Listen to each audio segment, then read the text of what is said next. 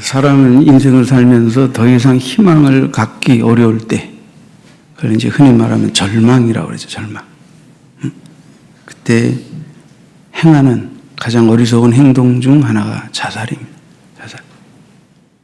우리나라는 OECD 국가 중에서 자살률 1위입니다, 지금. 우리는 오늘날 하나님의 축복 속에서 부흥하고 잘 살게 되었지만, 그러나 우리의 이웃들 가운데 상당한 사람들이 절망하면서 죽어가고 있다 하는 사실을 간과해서는 안 됩니다. 교회는 사람의 영혼을 살리는 곳인데, 원래 인간은 영혼 정도가 아닌 영혼뿐 아니라 삶의 가난, 실패, 좌절로 인해서 인생을 포기해버립니다. 우리가 어떻게 하면 그들을 영적으로도 살리고, 포기하는 저들을 어떻게 하면 삶도 살리고, 그리고 절망에서 희망으로 나아갈 수 있도록 할 수 있겠습니다. 성경에도 보면 하나님의 사람들이 절망을 만나 큰 고통에 울부짖었던 적이 있습니다. 이스라엘 백성들은 나라가 멸망하고 바벨론으로 끌려가 70년 동안 포로 생활을 했습니다. 우리나라도 나라가 멸망하여 일제 36년의 세월을 보냈습니다. 해방된 지 5년 만에 또다시 6.25라는 참상을 겪었습니다. 에스겔이 환상 가운데 에스겔 골짜기에 그 수많은 마른 뼈들을 바라보며 민족의 멸망 이후의 절망의 모습을 보았듯이, 이 땅에 많은 하나님의 사람들은 이 땅의 곳곳에 흩어져 죽어간 해골과 마른 뼈들을 바라보며 절망했었을 것입니다. 여러분, 하나님의 사람들은 이런 절망 말고도 그 마음속에 더 큰 절망이 있습니다. 에스겔은 선지자입니다. 함께 이스라엘 백성들과 함께 바벨론으로 끌려가 포로 생활 중에 선지자 노릇을 한 사람입니다. 그는 제사장 계열의 출신의 선지자입니다. 그는 신분적으로, 종교적으로 꽤 위치가 있는 사람이었지만, 그러나 나라가 망했는데, 성전이 멸망하고 회파되었는데 그가 무슨 영적 권위를 가질 수 있었겠습니까? 하지만 그는 바벨론 땅에서 수년의 세월을 보내며 그 바닷가에서 기도하는데 환상 가운데 하나님의 임재를 만나고 하나님의 계시를 듣게 됩니다. 그리고 자신이 절망 중에 있는 그 백성들을 향하여 어떤 말씀을 전해야 할지를 하나님께 계시받게 됩니다.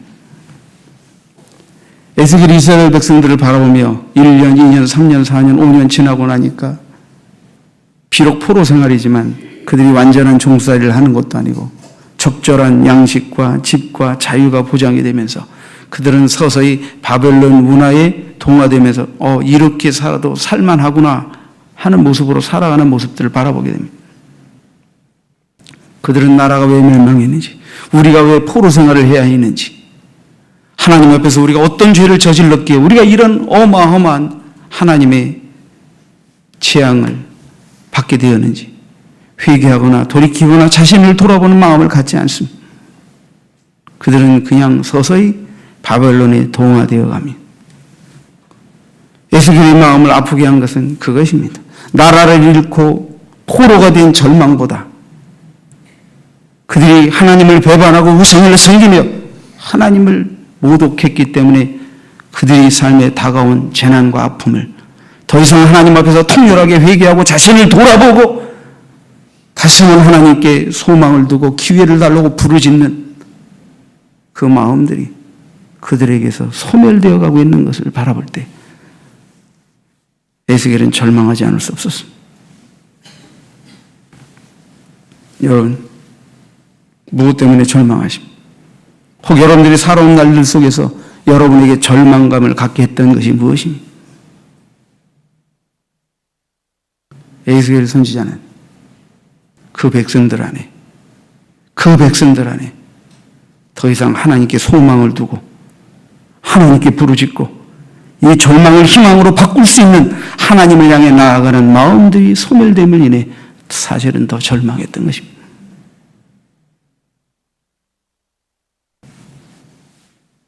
저는 여러분들과 함께 목회해오며 절망을 희망으로 바꾸는 하나님을 늘 만나 여기까지 걸어왔습니다. 이 민족도 전쟁의 폐허 속에서 절망했던 나라입니다. 그러나 하나님 이 나라에 전 세계 어느 곳보다도 더 놀라운 성령으로 기름 부으사 말씀으로 축복하사 세계 역사에 유례 없는 부흥과 변화와 성장과 성령의 역사와 잘 사는 역사를 허락하셨습니다. 그래서 이 민족은 6.25 전쟁 67년 이후 우리는 이렇게 그래도 세계적으로 살 만한 나라가 되었습니다. 공교롭게도 저는 1975년 6월 25일 날 처음 교회 나가서 예수를 믿게 됐습니다. 그래서 저는 6.25 날을 잊을 수가 없어요. 고등학교 때 여의도에 나가 카드 섹션 하면서 6.25 행사 치르고 고등학교 선배가 전도하는 그날 토요일 날 첫 교회 문턱을 들어서 복음을 듣고 예수를 믿고 그 이후로 지금까지 하나님을 향한 믿음을 저버리지 않고 이렇게 신앙생활을 해올 수 있었습니다. 저도 신학교 입학하고 1년, 저는 그때 아주 교회적으로 제 신상에서 어려운 일을 겪게 되었습니다. 부모님들이 가족이 믿지 않으니까 거의 진짜 맨몸으로 신학교를 가게 되었는데 저는 하나님이 다 알아서 해 주실 거라고 하고 나왔죠.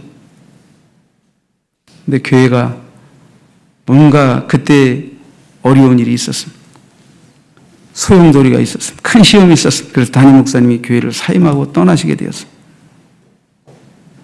저는 그때 신학교 갓신학생이지만 그래도 전도사로 일을 하게 되었는데 파트타임 사역자로 일을 하게 되었는데 세상 말로 하면 저는 파트타임 일 얻어서 교회에서 그래도 신학교까지 왕복 차비와 한 달 먹거리와 책을 좀 사서 볼 수 있는 사례를 받았습니다.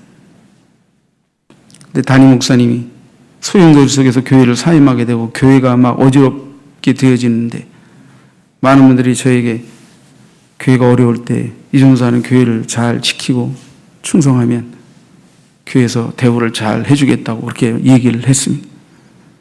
저는 이런 심각한 얘기 국면에서 하나님의 뜻을 쫓아 나의 거취를 결정하기로 마음에 생각하고 기도하는 곳으로 올라가 3일 동안 금식하며 하나님의 뜻을 묻기로 작정했습니다.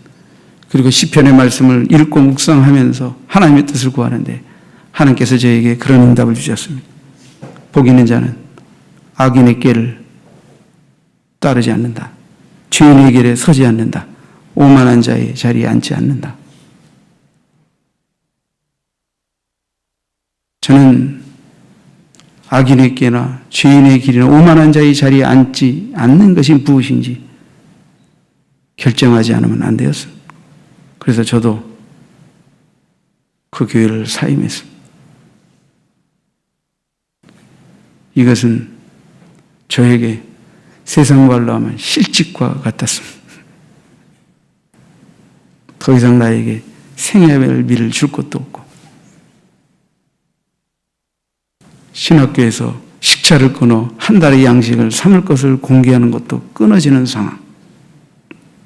그러나 저는 하나님이 기뻐하지 않는 일을 도모한 자들과 함께하는 것은 하나님을 슬프게 하는 일이라고 생각해서 그렇게 교회를 사임하게 되었습니다. 그래서 2학기 때는 등록금이 없어서 결국은 휴학하게 되었습니다. 그리고는 적지 않은 가족들의 냉소적인 시선을 받아야 했습니다. 특히 제 형님 한 분이 하나님이 다 책임진다며, 하나님이 다 책임진다며, 네 이 꼴이 뭐냐, 이 꼴이 뭐냐. 저는 그때 옆구리에 책을 한 권 끼고 다녔습니다. 독일 문단을 이끈 할미 웰의 작품인 그리고 아무 말도 하지 않았다라는 책입니다. 그 책 내용보다 그 책 제목이 현재의 내 심정을 대변해 주는 것 같아서 한동안 그 책을 끼고 다녔습니다.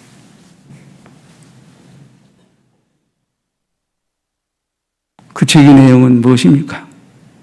다 자세히 얘기할 수는 없지만 독일도 우리나라처럼 전쟁의 폐허에서 일어난 나라입니다. 전쟁이 끝나고 얼마 되지 않아서 가난한 어느 가정, 지나친 가정으로 인해 일어나는 가족 간에 일어나는 그 내용은 뭐 다 설명할 수는 없지만 그 남편은 성당에서 전화 교환소리를 하고 근데 그 월급이 모자라 또 부업도 하고 단칸방에 사니까 나중에 부부싸움도 자주 일어나게 되고 또 별것 아닌데 괜히 아이에게 화도 내고 때리기도 하고 그러다 보니까 그는 밖에 나가서 살게 됩니다. 또 사람인지라 가끔은 아내가 보고 싶습니다. 일주일에 한 번, 뭐 2주일에 한 번 아주 싸구려 남루한 모텔을 잡아 아내와 만나 가끔 살풀이도 합니다. 그렇게 시간이 흘러가는데 그 아내는 남편의 무능력과 가난에 찌들고 또 술 취하고 난폭해가는 남편을 인해서 어느 날 마지막 만남을 기약하고 헤어져야 되겠다는 결심을 갖게 됩니다. 그런데 이런저런 얘기를 하다가 그들 주변에 사는 사람들 중에 몸이 불편한 일들도 있었는데 주변에서 어떤 일로 인해 감동을 받고 이렇게 또 열심히 사는 모습에 관한 이야기들이 나왔습니다. 그 남편의 입에서. 그래서 아내가 그 남편에게 묻습니다. 당신은 나를 인해 감동한 적이 있어? 당신은 나를 인해 감동한 적이 있어? 남편이 별로 아내를 인해 감동한 적이 없는 것 같은지 선뜻 말을 하지 않다가 그래 한번 있었어 그러더래요. 뭔데? 그때 내가 많이 아팠었지. 내가 그때 많이 아팠어. 근데 당신이 날 극진히 간호해 줬는데 그때 내가 당신을 위해 감동했고 그리고 당신과 함께 잘 살아야 되겠다고 생각을 했었지. 아내가 이제 남편과 헤어질 거라고 결심을 하고 마지막 만남이라고 생각했었는데 나도 별로 남편을 감동시킨 적이 없구나. 그럼에도 불구하고 남편이 나를 아내로 생각하고 있는 것은 나를 감동시켰던 그 어떤 아내의 모습 속에서 그래도 가정을 지키고 살고 있구나 하는 것을 깨닫게 됩니다. 그러면서 여인의 마음속에 마지막이라는 생각이 사라지게 됩니다. 그 남편이 길가에 밖을 나옵니다. 길거리를 가다가 웬 여인의 뒤태를 보는데 갑자기 심장이 쿵쾅거립니다. 자기가 좀 살아있는 것 같아요. 뭔가 감성이 묻지 일어나는 것 같아요. 그래서 그 여인에게 다가갔습니다. 그리고 가까이에 다가가서 그 여인을 바라보니까 그 여인은 바로 자기 아내였습니다. 이렇게 소설이 끝맺어요. 절망, 가난과 무능력한 남편으로 인한 절망, 술 취하고 폭력을 행사하는 남편으로 인한 절망. 그러나 그들이 다시 서로를 감동시키는 그 무엇을 인하여 희망을 되찾아간다. 그런 내용입니다. 저도 나의 삶 속에 잠시나마 닥친 이 절망스러운 상황을 인해서 정말 더 이상 그 누구에게 하소연할 수도 없고 내 입에서 무슨 말을 할 수도 없어서 저도 그 책 제목을 내 마음을 대변하는 거라 생각하고 하이니 부엘의 소설책을 그리고 아무 말도 하지 않았다는 책을 끼고 한동안 다녔어요. 그때 교회의 어려움으로 인하여 제가 실직하게 되고, 그래서 전도서 사역도 할 수 없게 되고, 그래서 차비도 받을 수 없게 되고, 그래서 휴학도 하게 되고, 이런 것들로 인한 어려움이 슬펐던 것이 아니라 나를 정말 힘들게 했던 것은 나는 하나님을 알고 하나님을 만났고 하나님의 종으로 부름받았고 하나님의 어떤 은혜로든 공부하여 하나님의 종의 길을 가려고 했는데, 잠시 나의 삶의 환경에 닥친 이 절망스러운 상황으로 인하여서 가족에게 하나님이 살아계신다며, 하나님이 책임져 주신다며 하면서 손가락질을 받는, 그래서 마치 하나님이 돌아가신 분처럼 만들어버린 내 삶의 상황이 내게 주는 절망감은 굉장히 컸습니다.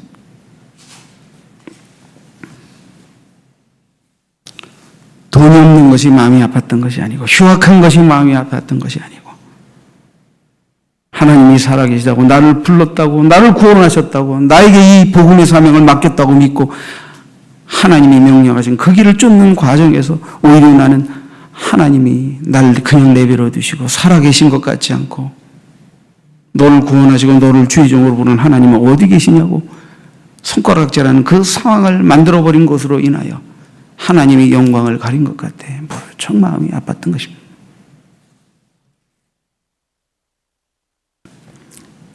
시편 40편 3절에 보면 이런 말씀이 있습니다. 사람들이 종일 내게 하는 말이 네 하나님이 어디 있느냐 하오니 내 눈물이 주야로 내 음식이 되었도다. 10절에도 내 뼈를 찌르는 칼같이 내 대적이 나를 비방하여 늘 내게 말하기를 네 하나님이 어디 있느냐 하도다. 우리가 하나님의 사람이라 하더라도 인생의 과정에서 잠시 하나님이 침묵할 때 극도의 실패, 극도의 가난, 극도의 좌절 속에서 힘든 나날을 보낼 수 있습니다. 그런데 우리를 힘들게 하는 것은 가난 때문만이 아닙니다. 아내로부터 인정받지 못하는 것 때문만이 아닙니다. 그거보다 더한 것은 우리를 바라보며 네 하나님이 어디 있느냐고 하는, 우리 뼈와 살을 깊숙이 찔르는 무수 사람들이 칼질입니다. 믿지 않는 이웃과 가족들이 냉소입니다. 그것이 우리를 더 힘들고 아프게 하는 것입니다. 그래서 시편 저자도 네 하나님이 어디 있느냐 하는 말 때문에 눈물이 주야로 내 음식이 되었다고, 그들이 내 뼈를 찌르는 칼같이 내 적이 되어 나를 비방하며 나를 괴롭혔다고 그렇게 고백하고 있는 것입니다. 에스겔도 나라를 잃고 포로 생활을 하는 절망, 그 백성들이 서서히 바벨론에 동화되어 가며 하나님 앞에 회개하지도 않고 하나님을 바라보지도 않고 하나님의 은혜 아래서 희망을 찾지도 않은 모습을 바라보며 영적으로 더할 나위 없는 고통을 에스겔도 겪었던 것입니다. 오늘 저는 에스겔에게 보이신 환상을 통해서 이스라엘의 절망과 하나님의 은혜 아래서의 희망에 대해 말씀을 좀 드리도록 하겠습니다. 첫 번째 말씀은 절망입니다. 절망에 관한 것입니다. 에스겔에게 보이신 골짜기의 심이 마른 뼈들. 자, 1절을 보시죠. 여호와께서 공명으로 내게 임재하시고 그의 영으로 나를 데리고 가서 골짜기 가운데 두셨는데 거기 뼈가 가득하더라. 에스겔은 하나님이 보이신 환상 가운데서 그 영이 하나님의 영에 이끌려서 어느 골짜기에 해골과 마른 뼈들이 가득한 곳을 하나님이 보이시게 됩니다. 나를 그 뼈 사방으로 지나가게 하시기로 본즉 그 골짜기 지면에 뼈가 심이 많고 아주 말랐더라. 이들은 누구입니까? 11절에 나오면 또 내게 이르시되 인자야 이 뼈들은 이스라엘 온 족속이라. 그들이 이르기를 우리의 이 뼈들이 말랐고 우리의 소망이 없어졌으니 우리는 다 멸절되었다 하느니라. 하나님께서 환상 가운데서 그의 영을 이끌어 마른 뼈들이 어마어마하게 쌓여 있는 그 골짜기를 에스겔에게 하나님께서 보이신 이유는 포로 생활 중에서 하나님께 소망을 두지 못하고 절망 상태에 있는 이스라엘 족속의 모습을 상징적으로 보여주시기에 그렇게 하신 것입니다. 이스라엘 백성들은 소망을 잃어버렸습니다. 예언자 에스겔은 예루살렘의 사제이자 사독의 자손인 부시의 아들로 태어났습니다. 에스겔은 유다의 여호야킨 왕과 함께 예루살렘이 기원전 586년에 멸망할 때 바벨론으로 끌려간 포로 중에 한 사람입니다. 그는 바벨론에서 유대인들의 마음 깊은 곳에 자리한 절망을 보게 됩니다. 유대인들의, 이스라엘 백성들이 가슴 깊은 곳에 자리한 절망을 보게 되는 것입니다. 에스겔이 본 이스라엘 백성들의 절망스러운 상태는 무엇입니까? 단지 나라를 잃었다는, 포로가 되었다는 그 정도가 아닙니다. 그런 가운데도 그들이 하나님을 찾지 않는다는 것입니다. 하나님 앞에서 회복의 은혜를 강구하지 않는다는 것입니다. 자기들이 나라까지 멸망하게 된 상황에서의 하나님 앞에서 이 죄를 통렬하게 통회하지 않는다는 것입니다. 그래서 에스겔은 이스라엘 백성들의 영혼 안에 더 깊은 절망스러운 모습을 바라보며 안타까워했습니다. 여러분, 하나님께서는 에스겔에게 이스라엘 백성들의 죄를 짊어지는 여러 가지 기이한 행동을 하게 하셨습니다. 오른편으로 왼편으로 390일씩이나 누워있게 하시기도 하고 온몸을 묶여 온몸이 저리고 혀가 뻣뻣해지는 그런 상황까지도 겪게 하셨습니다. 그는 하나님의 말씀을 전하면서 그의 아내가 갑자기 죽는 일도 겪었습니다. 그리고는 하나님은 아내가 죽은 에스겔에게 슬퍼 울지 말라고 하는 명령까지 받습니다. 여러분, 사람이 살면서 아내를 잃었는데 슬퍼 울지 말라.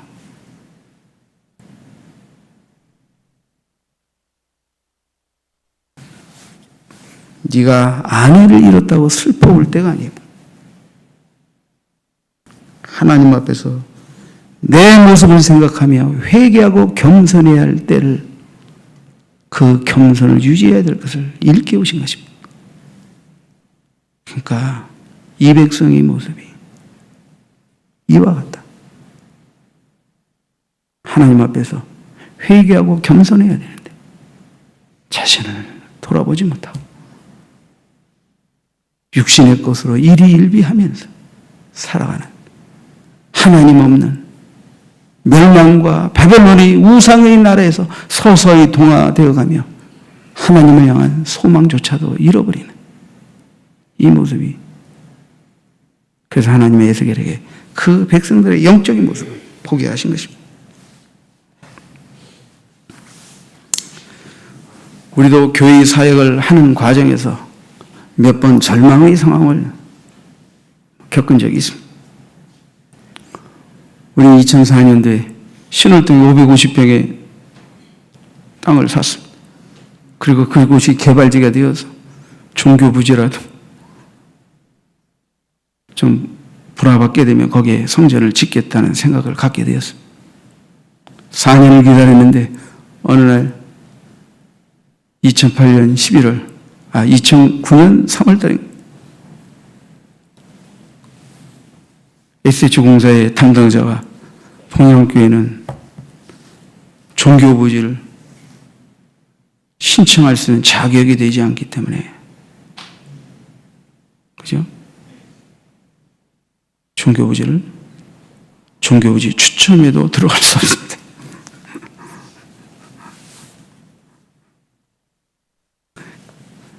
그러면 서류를 받아주지나 말지. 서류를 받아주고 4년을 기도하며 기다린 우리에게 서류가 자격 미달이라고. 그 이유는 이런 거예요. 우리가 땅을 샀어요. 계약하고 중도금을 치렀는데 그 뒤에 수용료이 떨어졌어요. 그리고 우리는 잔금을 지불하고 교회 등기를 했어요, 땅을.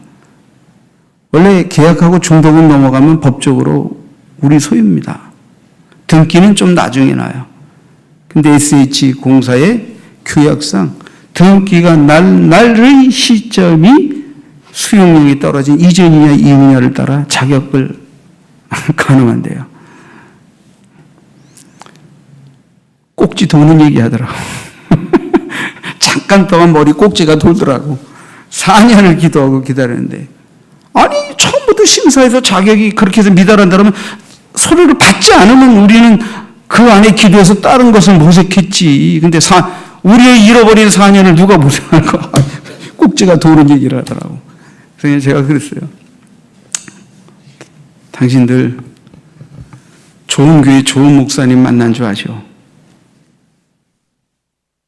보통 이런 정도 되면 SH공사 가서 목사님하고 온 성도들이 들어놓고 SH공사 사장 나와라. 불법은 뭐 해가면서 대모할 텐데 우린 깨끗하게 물러나 주겠다. 그러나 다시는 이런 짓 하지 마라. 응?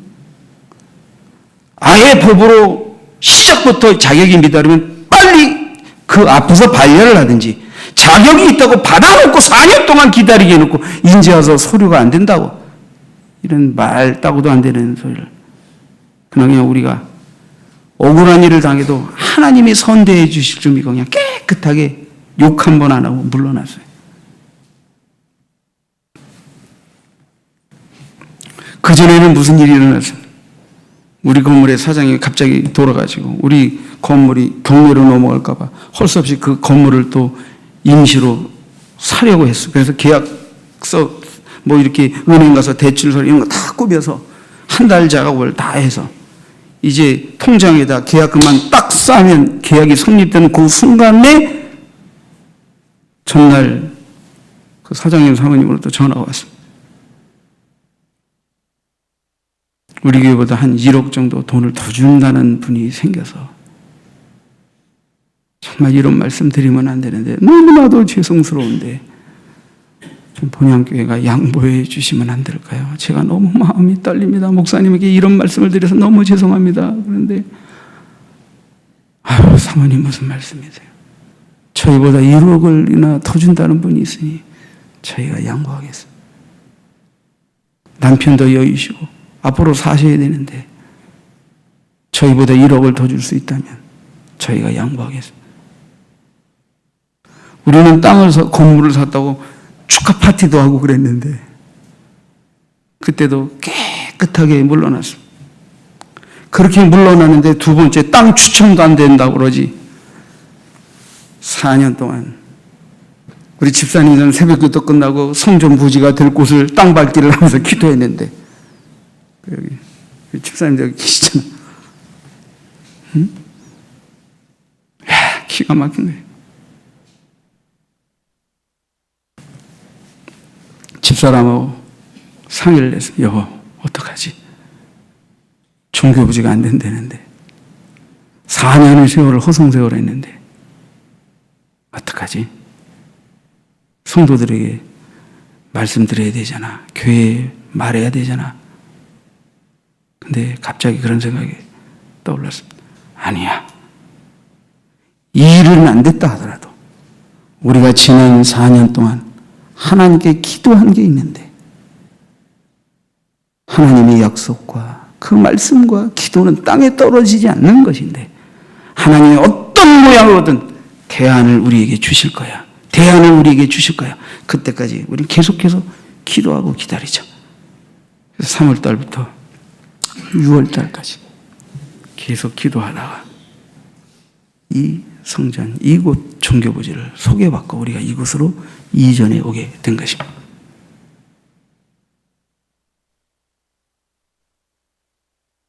절망을 소망으로 바꾸시는 하나님. 하나님의 약속의 말씀을 믿고 하나님께 소망을 두고 기도하는 자들이 그 기도와 소원을 땅에 떨어지지 않게 하시는 하나님이라는 그 믿음이 없었다면 어떻게 그 절망스러운 상황 그 피가 마르고 침이 마르는 수개월을 어떻게 견딜 수 있었겠습니까? 잘못하면 성도들에게 참 목사님 꼴이 우스워질 뻔.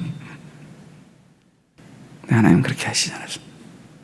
우리가 생각한 것보다 더 넓은, 더 좋은 성전도 예비해 주셨고, 성전 부지도 예비해 주셨고, 지난주 금요일 날은 남은 한 필지 성전 부지를 드디어 계약을 했습니다. 할렐루야.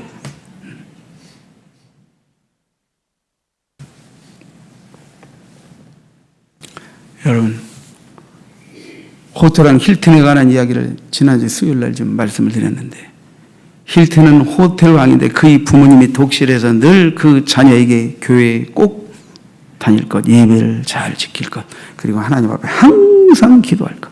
기도하는 자는 결코 실패하지 않는다는 걸 늘 가르쳤어요. 그래서 힐튼이 호텔을 세웠다, 호텔을 또 하나 만들었다. 부모님은 그런 걸 기뻐하기보다 그 힐튼이 하나님 앞에 나와 예배하고 기도하는 모습을 더 기뻐하셨습니다. 1928년 미국에 어마어마한 경제 공황이 닥쳤을 때 힐튼과 함께 동역자들이 큰 어려움을 만나면서 파산하여 힐튼도 빚더미 가운데 앉게 됐습니다. 힐튼의 동업자들이 그들이 세운 호텔 옥상 꼭대기에서 몇 명이 뛰어내려 자살을 했습니다. 그들 중 어떤 사람은 관자놀이에 총을 당겨 죽었습니다. 힐튼도 나도 이제 내 인생이 끝났다. 나도 죽어야겠다. 그때 그의 가슴속에 마귀가 속삭입니다. 너도 관자놀이에 당겨라. 그럼 모든 게 끝난다. 모든 게 한순간에 끝난다. 너희 걱정 근심 다 끝난다. 당겨라. 아니 뛰어내려라. 그때 힐튼에게 또 다른 하나님의 음성이 들렸어요. 평상시에 늘 부모님들이 그에게 들려주셨던 말씀입니다. 기도하는 자는 결코 실패하지 않는다. 힐튼은 자살의 유혹을 극복하고 하나님 앞에 나아가 엎드려 기도하기 시작했습니다. 그리고 다시 사업을 일으켰습니다. 그리고 백화점 왕이라는 칭호를 낳는 힐튼이 되었다고 합니다.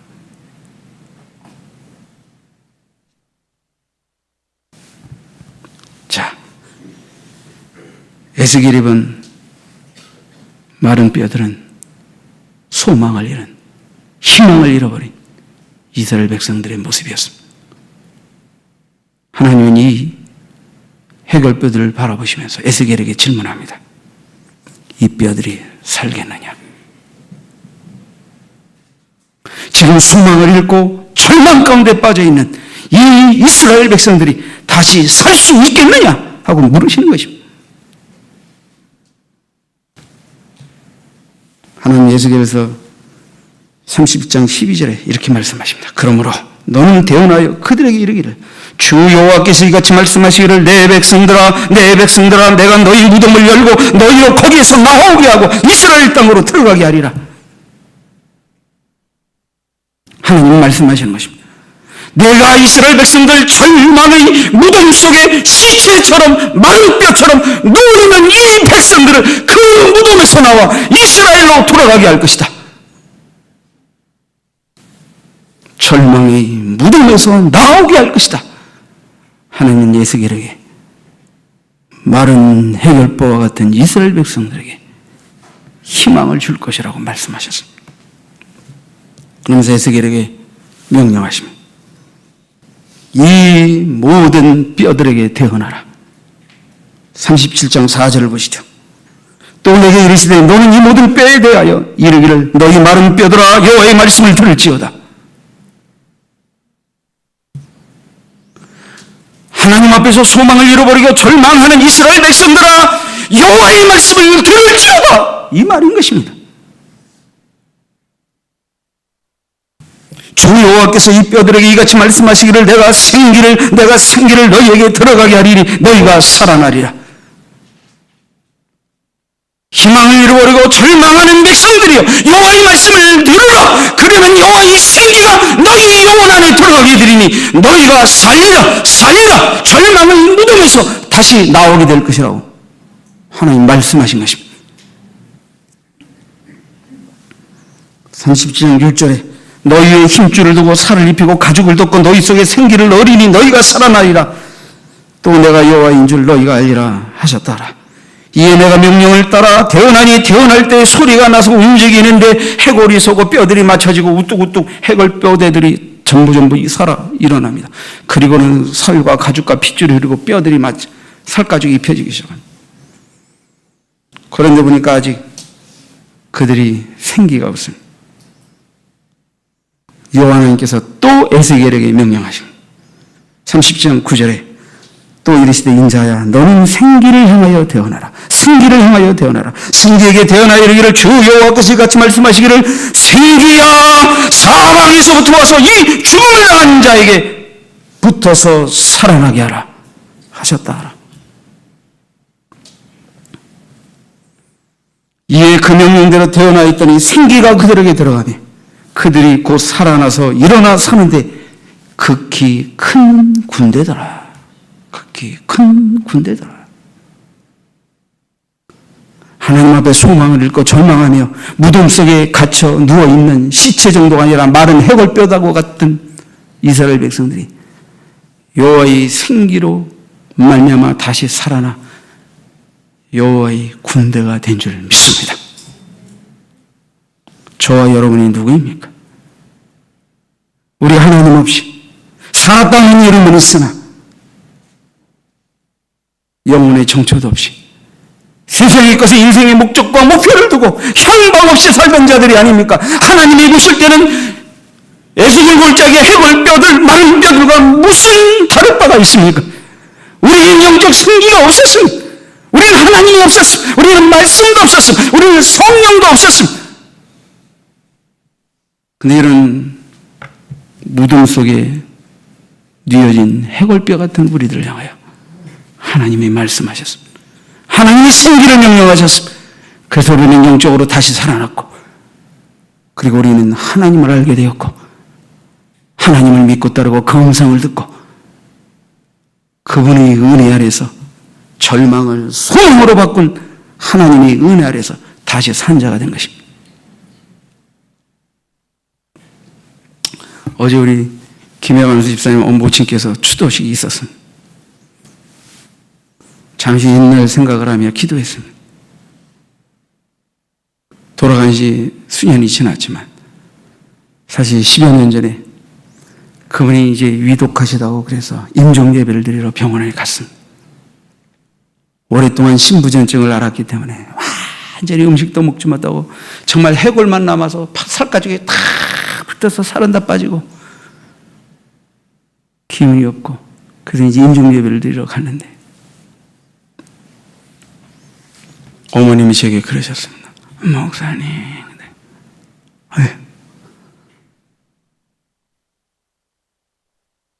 제가 꿈을 꿨는데 예, 말씀하세요.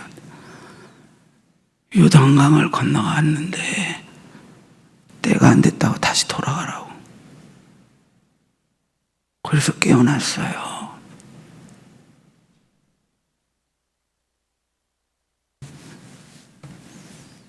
그 꿈 꾸고 나서 밥도 못 먹고 바싹 말라서 이제 가죽만 남아가지고 임종 예배 드리러 갔는데 그 꿈 꾸고 나서 다시 살아나가지고 10년을 넘게 더 사시다 가셨습니다.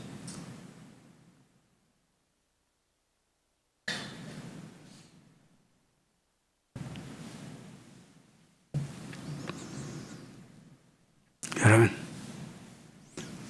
지금도 인간의 과학과 의술로 답하기 어려운 만물을 지으시고 여호와의 성령의 생기로 만물을 운행하시는 하나님의 영의 역사로 말미암아 이루어지는 이해할 수 없는 역사가 지금도 우리 삶 가운데 있다는 것을 우리는 알고 믿지만 저 세상은 알지 못하죠.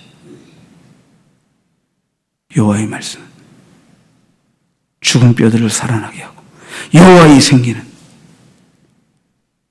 무덤에 누워있는 시체 같은 것들을 여호와의 군대로 일으킨 줄 믿습니다.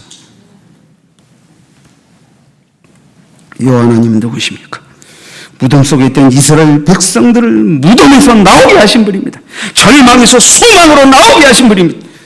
마른 뼈와 같은 뼈다구들을 이스라엘의 하나님의 영광을 위한 군대로 만드신 분이십니다.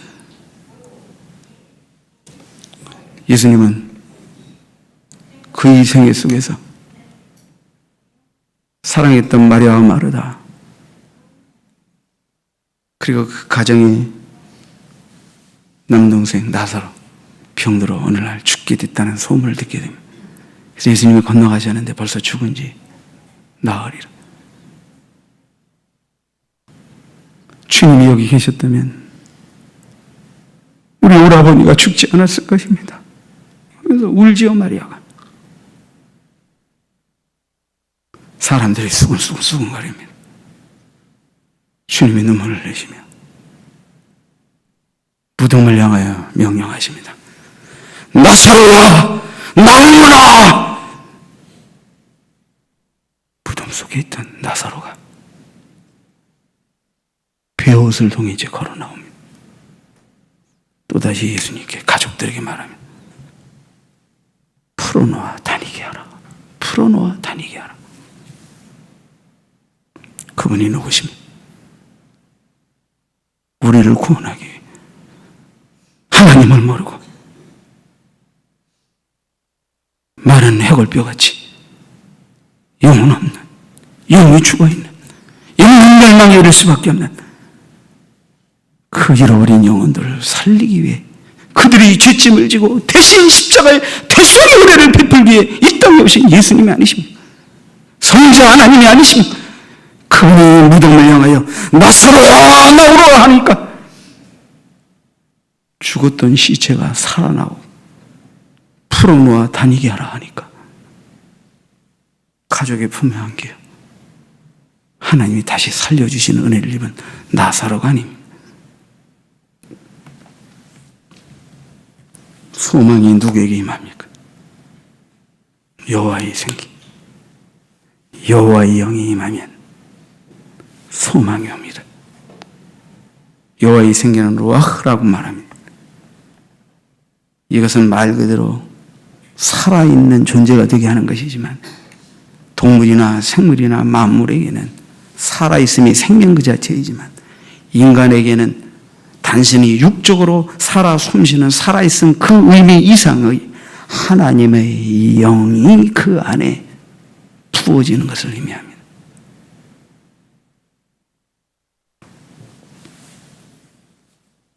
에스겔서 37장 14절에 하나님께서 에스겔을 통해 이렇게 말씀하셨습니다. 내가 또 내 영을 너희 속에 두어 너희가 살아나게 하고 내가 또 너희를 너희 고국 땅에 두리니 나 여호와가 이 일을 말하고 이런 줄을 너희가 알리라. 여호와의 말씀이니라. 내 영을 너희 속에 두어 내 영을 너희 속에 두어 너희로 하여금 살아나게 했다는 것입니다. 우리가 여호와의 영을 받았다는 것은 여호와의 영이 우리를 덮었다는 것은 여호와의 영이 우리에게 임하여 있다는 것을 어떻게 알 수 있습니까? 여호와의 영이 임하면 하나님을 부인하던 자들이 하나님을 인정하게 됩니다. 여호와의 영이 임하게 되면 하나님의 말씀을 거절하는 자들이 하나님의 말씀을 듣고 읽게 됩니다. 여호와의 영이 임하게 되면 절망의 현실에서 좌절의 현실에서 하나님께 기도하며 소망을 두고 하나님의 도움을 청하게 됩니다. 꿈이 없던 자들이 여호와의 영이 임하게 되면 소망의 꿈을 꾸게 됩니다. 여호와의 영이 임하면 환상을 통하여 하나님의 비전을 보게 됩니다. 여호와의 영이 임하게 되면 인간의 육신적 야망의 꿈이 사라지고 하나님의 영광을 위한 소망의 꿈들이 우리 가슴속에 잉태되기 시작합니다. 이게 여호와의 영이 우리에게 임하여 있다는 증거입니다. 여호와의 영이 우리 영혼을 덮고 있다는 증거입니다. 여호와의 영이 임하면 영적으로 죽었던 자가 삽니다. 하나님을 부인하던 자가 하나님을 긍정하고 믿게 됩니다. 하나님의 말씀을 대수롭지 않게 생각했던 자들이 하나님의 말씀을 귀 기울여 듣고 주목하게 됩니다. 말씀이 우리를 살립니다. 여호와의 영이 우리를 살립니다.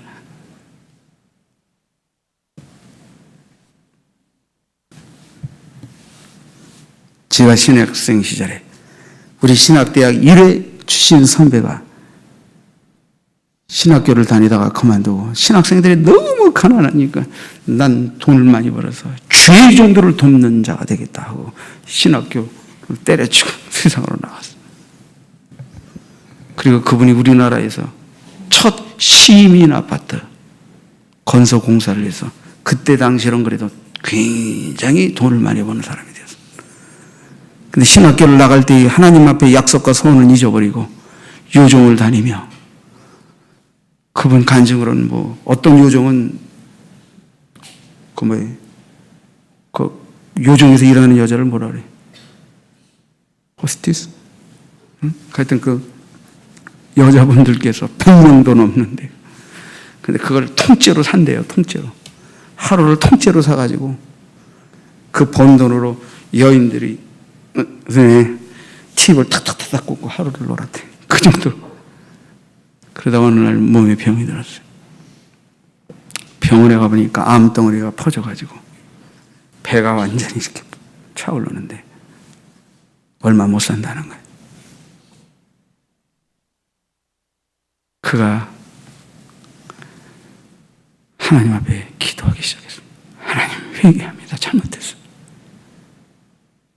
제가 주의 종들을 섬기겠다고 약속드리고 신학교를 나왔는데 돈 모니까 눈이 멀어서 허랑방탕했습니다. 하나님, 저에게 한 번만 기회를 주십시오. 한 번만 기회를 주십시오. 갑자기 배가 아파오더래요. 화장실로 와. 지금 같으면 수세실로 하냐면 그때는 앉아. 화장실에 그 양병이는 그 쇠봉을 들고 하나님 저 좀 살려주세요. 한 번만 더 기회를 주세요 하고 온 몸을 비트는데 갑자기 통증이 마더니 뭐가 확 빠져나가는데 보니까 핏덩어리 같은 것들이 그냥 빠져나가는데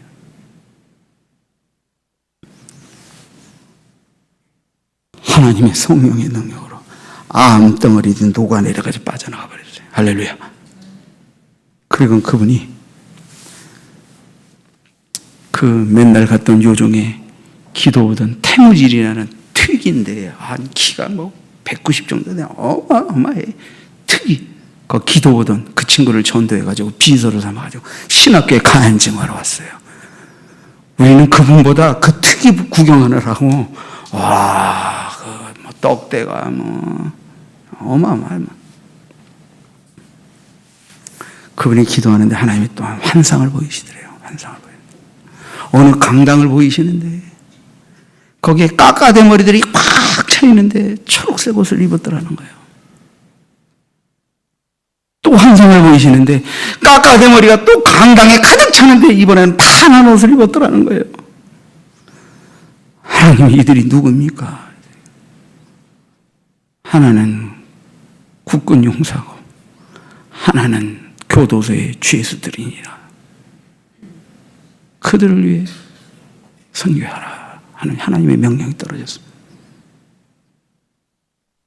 그래서 이분이 군목들에게 차를 사서 수십 대를 뿌리고 교도소에 자신이 선교비를 지원해서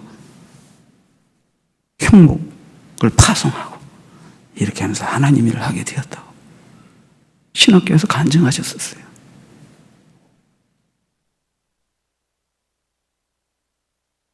여호와의 영이 임하면 뭐가 죄인지 몰랐던 죄를 보게 됩니다. 여호와의 영이 임하게 되면 내 야망과 꿈을 이 세상에서 펼치려는 데서 하나님의 비전과 영광을 위한 기대 앞에 순종하는 자로 변화되어 갑니다. 그분이 그렇게 변화되어 살았습니다. 여러분, 하나님의 영이 임하면 절망에서 소망으로, 그리고 하나님께 절대로 부르짖고 소망을 두지 않았던 마음이 비껴가고 세상적으로, 환경적으로, 인간적으로 소망을 찾아낼 구속 하나 없는 상황에서도 위에 계신 하나님, 절대적 하나님, 만물의 창조주신 살아계시는 하나님께 기도하며 도와달라고, 기회를 달라고 부르짖게 되니 이 얼마나 놀라운 변화입니다. 사랑하는 성도 여러분, 에스겔은 죽은 절망의 해골 뼈다구와 같은 이스라엘 백성들에게 여호와의 말씀을 대언하고 여호와의 생기를 그들에게 풀도록 대언하라는 명령 앞에서 순종하여 절망의 이스라엘 백성들을 하나님께 소망을 두고 희망의 하나님의 군대가 되게 하는 위대한 사역에 쓰임받은 선지자였습니다. 우리 모두는 소망과 희망을 잃어버린 절망의 세대와 이 세상을 향해 하나님의 구원, 하나님의 소망, 하나님의 절대의 희망을 여호와의 이름으로 그 말씀을 전하며 여호와의 이름으로 그 생기를 망하여 죽은 해골떼들을 하나님의 영광을 위한 하나님의 군대로 일으키는 귀한 일꾼들로 우리는 쓰여야 할 줄 믿습니다. 기도하겠습니다.